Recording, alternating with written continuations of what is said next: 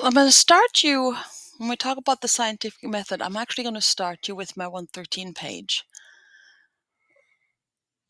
Science. Sometimes people talk about, we believe in science, we don't believe in science, you don't believe in science, I don't believe the scientific method, whatever. Science fundamentally is a philosophy. It means knowledge. Scientia means knowledge. And so the very first thing we got to think about when we think about science is scientists believe that there's an objective reality. Something exists, something is real, and our goal is to discover what that is real. Now, you got to sometimes question what is real because sometimes your eyes deceive you. When I start my Bio 113 class, I tell my students about it. I show them an optical illusion. Where you're pretty sure that, whatever path is curved or whatever color is different. And the reality is it's a misinterpretation of your brain. Your brain interprets everything you do and see and hear and everything. Your brain interprets everything. Your brain determines what you notice and what you don't. So your brain fools you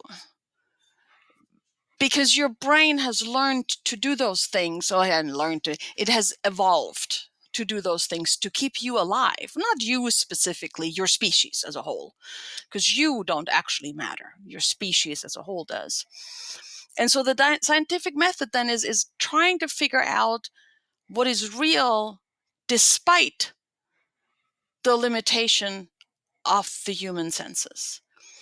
We sit down and we go, okay, what is real? Real is something we can measure. Real is something we can repeat.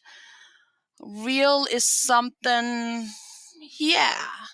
And let's figure out a method that allows us to use this method over and over again. If this method is applied correctly, then we can trust that whatever somebody says is the truth and real, whatever the case may be, is in fact actually real.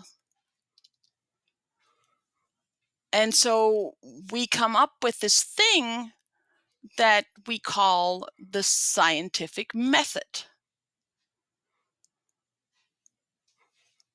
And this is where I'm going to come in with my little PowerPoint here. So the scientific method,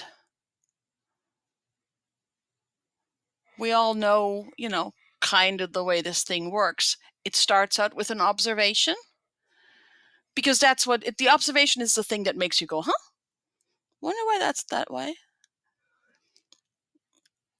And then you try to formulate a question. What is the difference here? What am I actually seeing, right? What is it?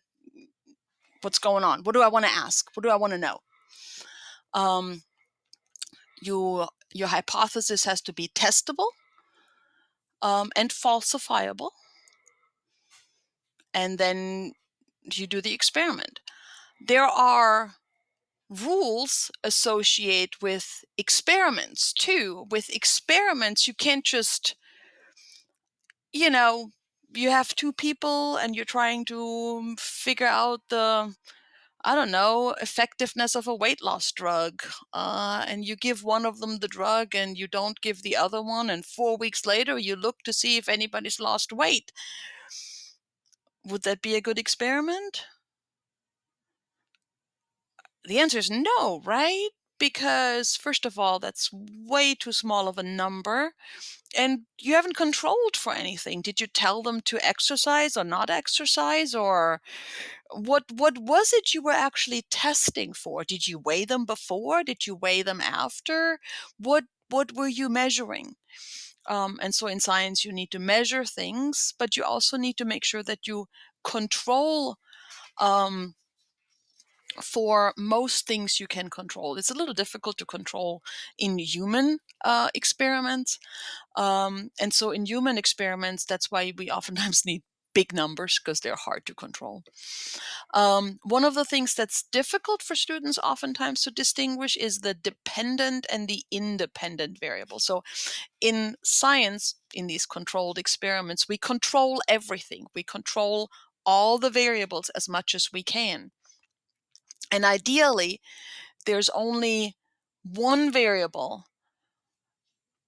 that we vary between the experimental setups. So let's say if you want to see the, I don't know, the effect on sunlight on the growth of plants, you would then have to set up a field that would give, varying amounts of shading or something, right? So, but everything else would have to be the same, right? The same dirt, the same wind, the same amount of water, the same everything, right? So everything would have to be the same with the exception of that one variable.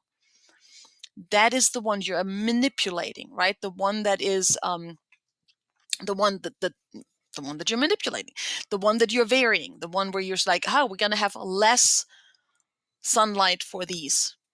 That one, the one that you're manipulating, the one that is part of your setup of the experiment, that's called the independent variable because it's part of the setup. It doesn't depend on the experiment, it's part of the input. So the independent variable is part of the input, part of the setup of the material. Now, your results, that's what you measure. That's what comes out on the other side. That's your output. That's your outcome. It depends on the experiment. That's your dependent variable. People in 113 tend to struggle with those independent and the dependent. The dependent. So in your termite experiment in Bio 113, you're testing the ability of different markers to elicit a following behavior on the part of a termite. And in that particular case, your independent variable, the one that you manipulate, the one that you change in the setup, that is the pen or the marker that you're using, because that's what you're checking. You're checking to see the effect of the change in the marker on the pen on the reaction of the termite. And the dependent variable is what you measure. And in most of the cases of the termites, what people are measuring is time or the distance that they walked. Hopefully this gives you a little bit of a better idea on the scientific method.